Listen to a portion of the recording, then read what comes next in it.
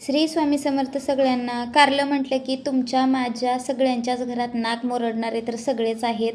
पण कारल्यामधला कडूपणा घालून मस्त रसरशीत आणि झणझणीत चमचमीत तर्रीदार भाजी कशी बनवायची या व्हिडिओमध्ये मी खूप डिटेल्स दिलेले आहेत. ह्याचा कडूपणा जाण्यासाठी मी काही टिप्स सांगितलेले आहेत.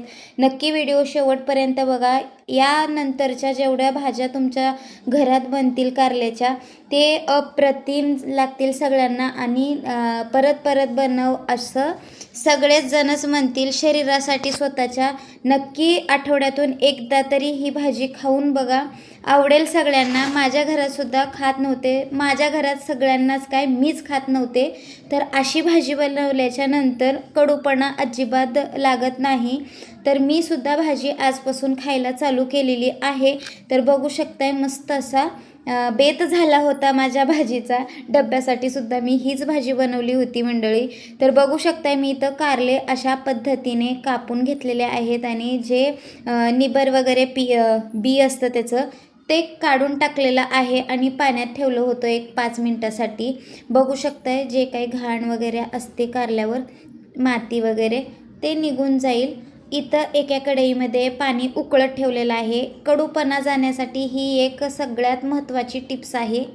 या भाजीची सगळ्यात महत्त्वाची टिप्स हीच आहे. थोडंसं मीठ टाकून घ्यायचं आहे याच्यामध्ये आणि पाण्यातले कारले नितळवून याच्यामध्ये टाकून द्यायचे आहेत आणि याला मस्त शिजवून घ्यायचं आहे. म्हणजे जेणेकरून हे पाणी आपल्याला वापरायचं नाही आणि जेणेकरून याच्यामधला कडूपणा निघून जातो अशा पद्धतीने बनवलात तर मी बाजूच्या गॅसवर शिजायला ठेवलेलं आहे कारलं. आणि आता इथं एक 1.5 पळी इतकं मी तेल ओतून दिलेलं आहे कढईमध्ये. बघू शकताय तुम्ही तेलाचा प्रमाण, आत्ताच्या तेलाचा प्रमाण. आणि नंतर दही मिक्स केल्यामुळं दह्याला तेल सुटलेलं आहे, तर्री सुटलेली आहे म्हणू शकताय. आता इथं जिरं मोहरी मस्त तडतडले की तेलामध्ये भरपूर असा कांदा कापून घेतला होता. मोठ्या साईजचे 2 कांदे मी कापून घेतले होते. आता आपल्याला कांदा जास्त फ्राय करायचं नाही, फक्त 2 ते 3 मिनटं आपल्याला कांदा फ्राय करून घ्यायचा आहे किंवा परतवून घ्यायचा आहे, तळून घ्यायचा आहे म्हणू शकताय. इथं बघा मंडळी मस्त असा 2 ते 3 मिनटं कांदा परतून झालेला आहे.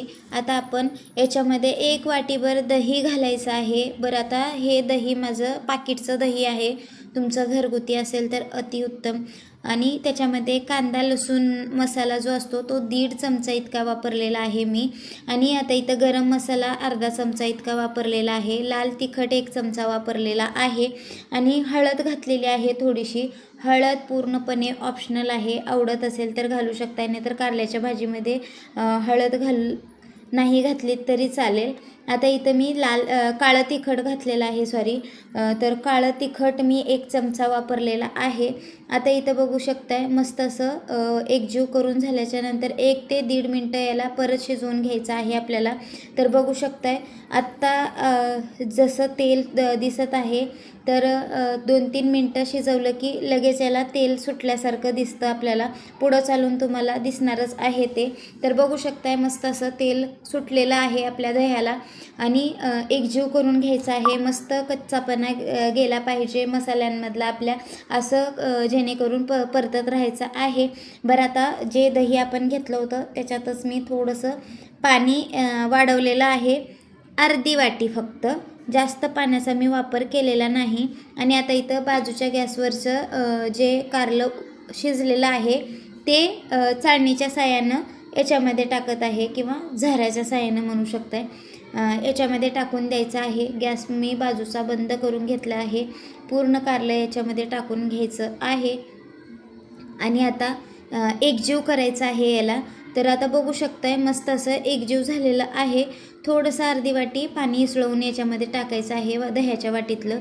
फक्त अर्धीच वाटी मी पाणी टाकलेलं आहे. बरं, आता तुम्हाला जास्तच रसरशीतपणा पाहिजे असेल तर आणखीन थोडंसं पाण्याचं प्रमाण वाढवू शकता या ठिकाणी.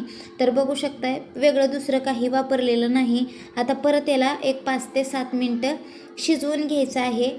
तरी इथं बघू शकताय मी परत मीठ टाकून घेत आहे. थोडंसं मीठ बेतानच टाका, कारण कारलं शिजवते वेळेस आपण मीठ टाकलं होतं. तर बघू शकताय मस्त असं एकजीव करून घ्यायचं आहे आणि एक 5 ते 7 मिनटं आपल्याला याला परत झाकण ठेवून शिजवून घ्यायचं आहे.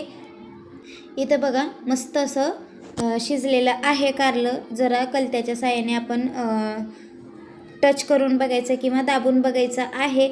तर मऊपणा लागला की लगेच आपल्याला याला गॅस बंद करून घ्यायचा आहे. आणि आता आपली पूर्णपणे भाजी रेडी आहे म्हणू शकता. गॅसची फ्लेम बंद करून घ्यायची आणि आता आपली पूर्णपणे भाजी रेडी आहे. भाकरीसोबत खावा किंवा चपातीसोबत खावा, अप्रतिम लागते. कडू अजिबात लागत नाही. एकदा नक्की ट्राय करा. बघू शकताय. व्हिडिओ कसा वाटला कमेंट्स बॉक्समध्ये सांगायला विसरू नका. आवडल्यास लाईक करा, शेअर करा तुमच्या मित्रमैत्रिणींना, नातेवाईकांना. त्यांना पण अशा नवनवीन रेसिपी पाहायला मिळतील. धन्यवाद. श्री स्वामी समर्थ.